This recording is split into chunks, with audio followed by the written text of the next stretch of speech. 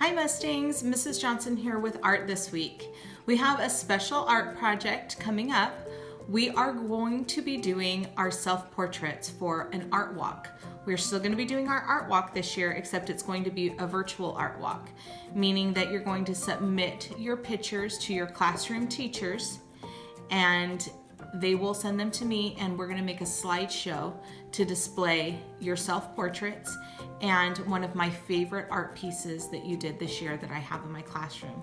I've already organized those and separated those. And so the slideshow will be available to view on May 11th, but the self-portraits that I need you to create are going to be due by Friday, April 24th. I'll send you some reminders, and Miss Wicker will be posting those on Facebook as well. So that's going to give us some time to work on these. So you'll have almost 2 weeks to complete your self-portraits. So I'm going to talk to you about how I want you to do these self-portraits. We're going to be first talking about pre-K through 2nd grade, and I'm going to give you a basic technique for creating your self-portrait. And I want this just to be from maybe your upper torso and your face. I don't want any hands or legs or full body. This is just a portrait from about here up. And we're going to talk about how to do that. So if you already have an idea of how you would want to create your face or your eyes, you can go ahead and go with that. I know some of you are really creative with that.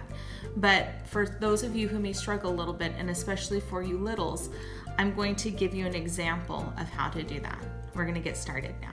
So the first thing you're going to do is you're going to have a piece of paper, and you're going to take your pencil and you're going to create a U.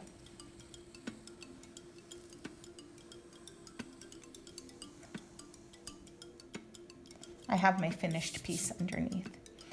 Then I'm going to show you a simple way to do your eyes. Now, if you want to do your eyes in another shape, that's fine. But for those of you who may struggle on how to do an eye, this is a really easy way to do one. So you're going to make an N, 2 N's for your eyes. Okay. Then you're going to connect those ends on the bottom. Okay. Then for the eyelid, you can make a little line on top. Then you can do your circle for your eyes. Whenever we're doing drawing tutorials, we talk about doing a little circle inside the eye to show the little glow in your eye and make it shine a little bit. Then you will color your eye the color that your eye is right there. Now, girls, I know some of you are going to ask, Mrs. Johnson, can I do eyelashes? Yes, you can. This is a simple way just to do a few eyelashes. I just do 3 or 4 on the side, and then a few down below.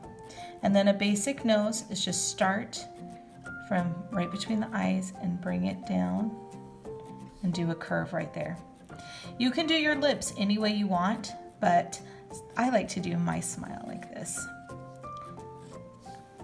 All right. Then you can continue by creating your neck and shoulders off to the side. Now we're going to talk about doing hair. Now, if you're a boy, you can create your hair any way you want on the top.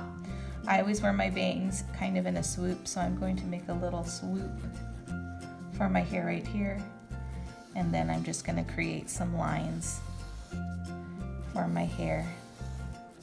And then just kind of follow my lines and even those out.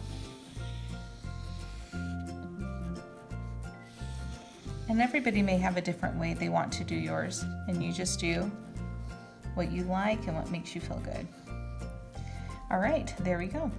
And then you can, if you want to do a shirt, you can do a scoop neck. I'm just going to do a little V-neck for my shirt here.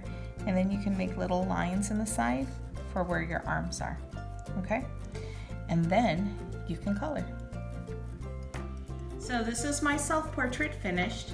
You can see that I outlined all my lines for my face and my neck with black, even the eyes and the nose, just so you could see it and make it kind of pop.